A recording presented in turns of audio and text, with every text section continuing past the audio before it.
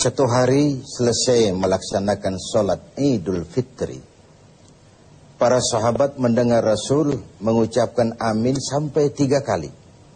Amin, amin, amin. Heran para sahabat ini, kok baginda Rasul tidak ada yang berdoa, tidak ada angin, tidak ada hujan, amin sampai 3 kali. Lalu mereka bertanya, ya Rasul, apa gerangan kok amin sampai 3 kali, kenapa? Kamu tidak tahu? Tidak tahu ya Rasul. Tadi selesai sholat, turun malaikat Jibril kepada saya. Lalu beliau bilang, ya Muhammad, saya mau berdoa kepada Allah. Mau kau mengaminkan? Silahkan Jibril. Berdoalah malaikat Jibril, Rasulullah mengaminkan.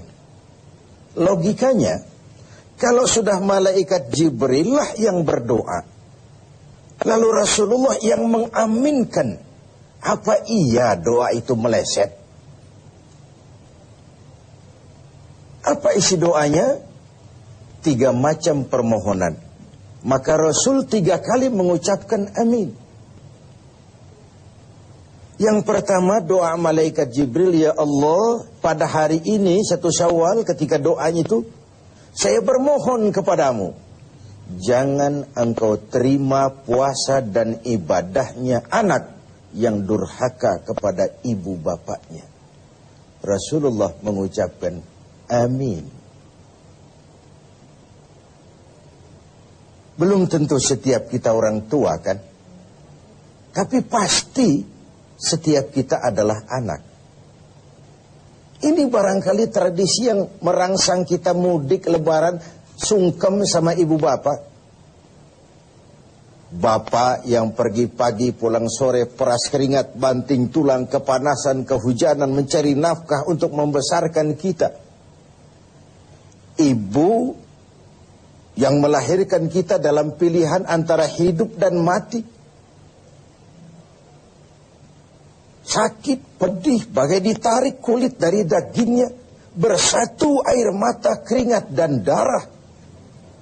Dilahirkannya kita. Setelah sedikit jadi orang, sering lupa kacang akan kulitnya. Sehingga boleh jadi orang bilang,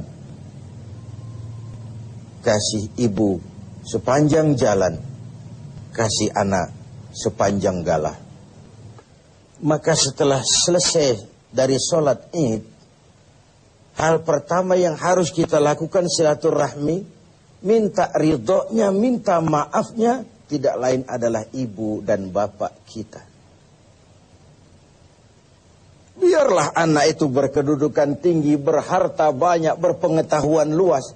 Kalau sudah durhaka kepada ibu bapak, kurang ajar kepada ibu bapak, didoakan oleh malaikat Jibril, diaminkan pula oleh Rasul, agar puasa dan ibadahnya jangan diterima oleh Allah Subhanahu wa ta'ala. Tidak ada bahagia yang bisa ditegakkan tanpa restu ibu bapak. Dan kehancuran, kebinasaan, kerusakan akan mudah terjadi dengan mendurhakai ibu dan bapak. Yang kedua, doa malaikat Jibril, ya Allah, hari ini 1 Syawal, saya mohon kepadamu, jangan engkau terima puasa dan ibadahnya istri yang durhaka kepada suaminya.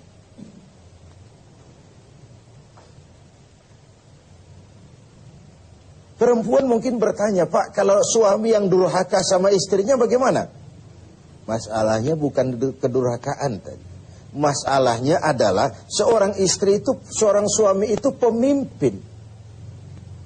Nah, istri itu swarga manut, neraka katut. Pemimpinlah yang di akhirat nanti akan dimintakan tanggung jawab tentang rumah tangganya. Bukan istri, tapi suami. Istri dituntut wajib taat. Seorang istri yang durhaka kepada suaminya, bagaimanapun keadaan suaminya, kecuali kalau untuk mendurhakai Allah, itu saja yang tidak wajib taat. Tapi di luar itu, kewajiban taat itu berjalan. Maka istri selesai turun sholat Id, bersimpulah minta maaf dan minta ridho kepada suami. Bahwa dalam berumah tangga kita memang sering punya kekhilafan, kekurangan, masing-masinglah kita. Tapi itulah rumah tangga, dan disitulah Quran berpesan, suami istri ibarat pakaian.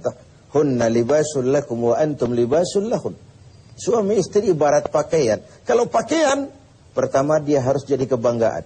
Saya bangga pakai peci, saya bangga pakai batik. Suami adalah kebanggaan istrinya, istri adalah kebanggaan suaminya.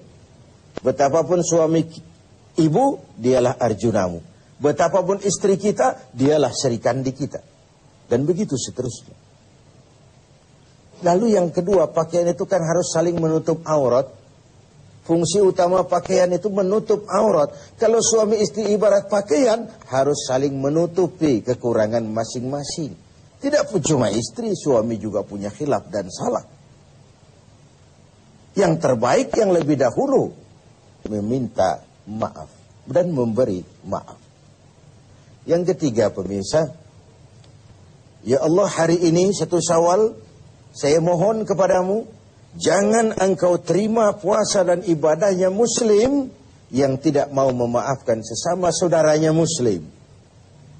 Memaafkan lebih berat daripada meminta maaf. Tapi memberi maaf lebih mulia daripada meminta maaf. Namun kalau dua orang muslim bertemu, yang terbaik yang lebih dahulu memberi salam. Yang terbaik yang lebih dahulu memberi maaf. Dan begitu seterusnya. Dengan ibadah Ramadan, kita berharap baik hubungan kita dengan Allah. Dengan Idul Fitri, kita melakukan silaturahmi. Saling bermaaf-maafan, saling berhalal bihalal. Ini bahasa Arab yang di Arab sendiri nggak kepake. Halalun bihalalin. Nggak ada orang Arab punya tradisi itu. Itu bahasa Arab yang di Indonesia kan. Halal dengan halal. Maksudnya apa? Kemarin kau saya tempeleng, itu haram, tolong dihalalkan. Tolong dimaafkan. Saling maaf memaafkan. Apa yang target kita dari sini? Memperbaiki hablum minallah, sudah dengan ibadah Ramadan, dan akan kita tumbuh kembangkan terus. Dengan silaturahmi kita berharap memperbaiki hablun minan nas, hubungan antar sesama manusia. Sengaja atau tidak, terpaksa atau terbiasa, kecil atau besar, setiap kita mesti mempunyai kesalahan. Jika tidak kepada Allah, pasti kepada sesama manusia. Orang-orang sufi mengajarkan la saghair ma'al istimrar wala kabair ma'al istighfar. Tidak ada dosa kecil kalau ditumpuk terus-menerus. Tidak ada dosa besar kalau tiap hari digempur dengan istighfar. Sebesar apapun dosa itu, tiap hari kita gempur dengan istighfar, luluh juga dia. Sekecil apapun dosa itu, kalau kita tumpuk tiap hari, menggunung juga lama-lama. La saghair ma'al istimrar, wala kabair ma'al istighfar. Inilah saatnya kita saling memaafkan di antara sesama kita. Agar baik hubungan kita dengan Allah dan baik juga hubungan kita dengan sesama manusia. Ibadah kita tidak rusak dan kita pun tidak akan termasuk orang yang bangkrut di akhirat kelak. Karena apa? Kita pandai menjaga dua silaturahmi ini. Hablum minallah dan hablun minan nas. Bahkan Rasulullah sendiri mengajarkan kita mencari nilai tambah. Silman koto'ak, wa'a'ti man haramak, wa'fu amman zalamak. Bersilaturahmilah kau kepada orang yang marah denganmu sekalipun.